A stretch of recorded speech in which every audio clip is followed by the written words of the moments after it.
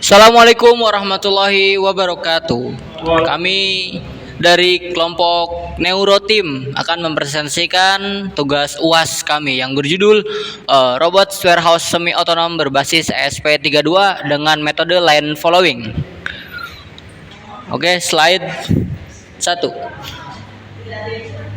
Oke. Robot warehouse ini dirancang untuk merevolusi logistik internal, terutama di area gudang. Sistem robot baru ini menangani pengiriman barang secara efisien dalam lingkungan warehouse. Tujuannya adalah meningkatkan efisiensi dan efektivitas operasional penggunaan atau pengiriman barang dari lokasi A menuju lokasi B ataupun lokasi lainnya, dan memastikan pengiriman barang yang tepat waktu dan akurat. Oke, identifikasi masalah di sini. Yang pertama ada efisiensi manual. Proses pengiriman yang banyak dilakukan secara manual itu memerlukan waktu dan tenaga kerja yang besar. Di sisi lain juga lebih banyak resiko kesalahan penanganan pengiriman barang yang menyebabkan kerugian pada lingkungan perusahaan. Yang ketiga ada skalabilitas, kesulitan dalam meningkatkan kapasitas operasional seiring pertumbuhan bisnis. Yang keempat ada monitoring dan pelacakan, kurangnya sistem monitoring pelacakan secara real time untuk mengetahui status pengiriman barang secara akurat dan tepat waktu, sehingga menghindari kejadian atau kesalahan pada lost time yang ada di area gudang. Yang terakhir ada adopsi teknologi. Belum optimalnya pemanfaatan teknologi robotika dan IoT dalam pengiriman barang untuk meningkatkan efisiensi operasional, dan belum juga terintegrasi oleh aplikasi mobile yang bisa diakses langsung menggunakan handphone genggam. Oke, selanjutnya tujuan proyek akan dijelaskan oleh Hapin. Baik, untuk tujuan proyek dari Neurobot sendiri yaitu bertujuan untuk mengatasi tantangan operasional logistik gudang dengan fokus pada peningkatan efisiensi, akurasi, dan skalabilitas. Yang pertama untuk meningkatkan efisiensi, yaitu otomatisasi proses pengiriman barang untuk secara signifikan mengurangi waktu operasional dan ketergantungan pada tenaga kerja manual. Lalu yang kedua mengurangi masalah, implementasi sistem navigasi line following yang presisi dan sensor inframerah untuk meminimalkan risiko human error dalam penanganan dan pengiriman barang. Lalu yang ketiga untuk meningkatkan skalabilitas, merancang solusi yang fleksibel dan modular, memungkinkan adaptasi mudah terhadap peningkatan volume pekerjaan dan perluasan infrastruktur gudang. Lalu yang terakhir adalah monitoring real time, menyediakan sistem monitoring berbasis mobile yang memungkinkan pemantauan lokasi dan status robot secara langsung untuk kontrol yang optimal. Lalu selanjutnya strategi implementasi akan dijelaskan oleh teman saya Azhar.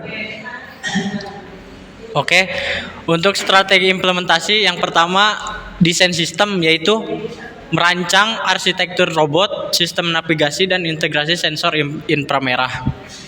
Kemudian yang kedua, pengembangan hardware, merakit komponen ESP32, motor, sensor, dan sistem mekanik robot. Yang ketiga, pengembangan software, yaitu membuat firmware untuk navigasi line following dan kontrol robot. Yang keempat, integrasi monitoring, yaitu mengembangkan aplikasi mobile untuk monitoring real time dan kontrol secara jarak jauh. Yang kelima, yaitu testing dan optimasi, melakukan pengujian sistem, debugging, and optimasi performa di lingkungan warehouse.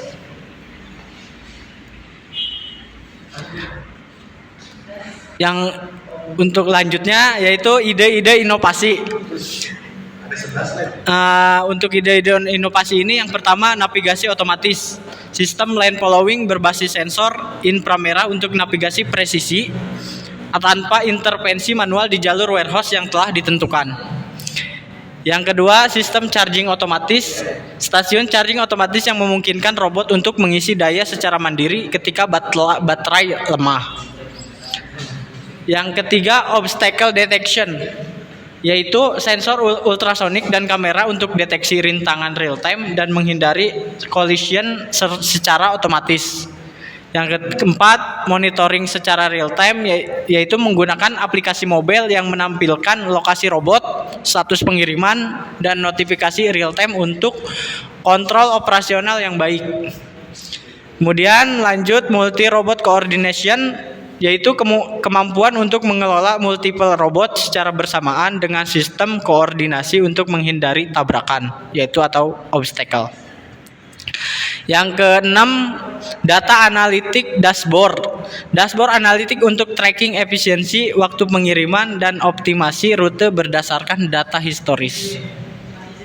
Baik, untuk penjelasan aplikasi, kita akan mendemokan aplikasi yang akan dijelaskan oleh teman saya, Kamal. Langsung saja kita langsung ngerjain supervisor.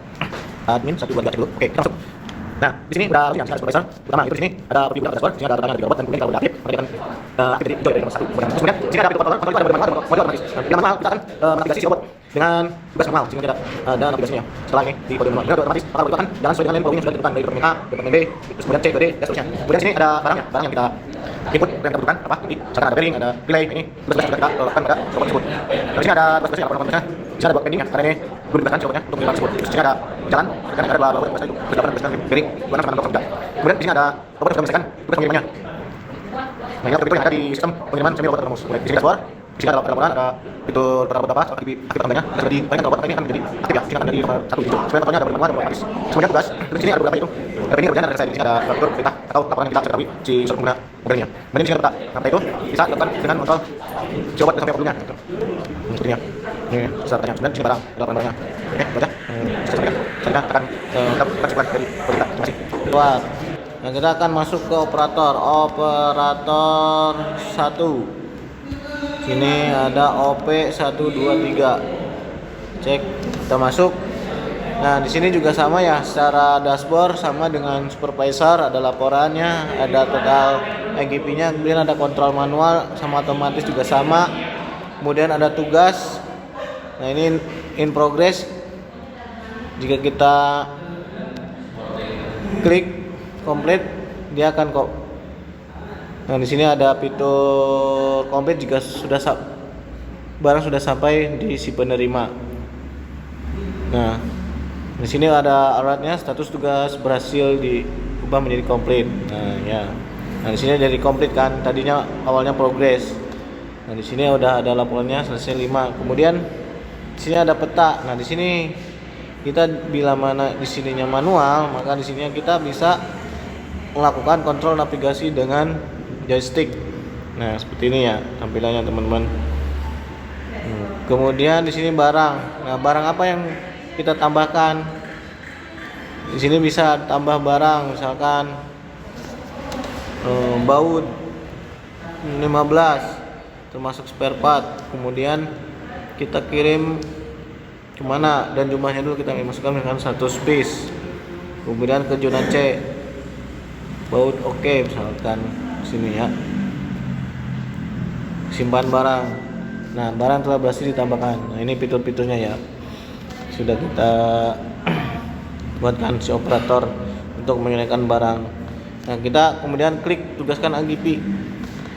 Kita mau apa nih? Oh, yang ideal nih, yang nomor 1 kita tugaskan buat dimainkan ke AGP Alpha. Nah, ini dia fiturnya ya.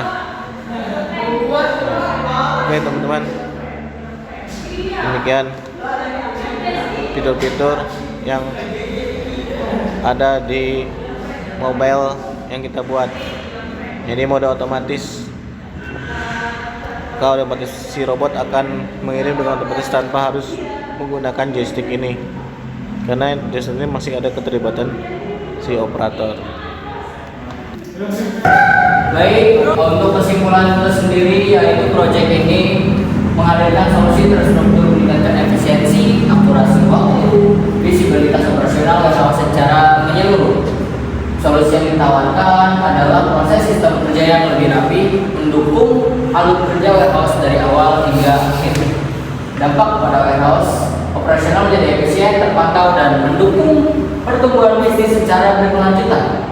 Manfaat utama mempercepat pengiriman barang dari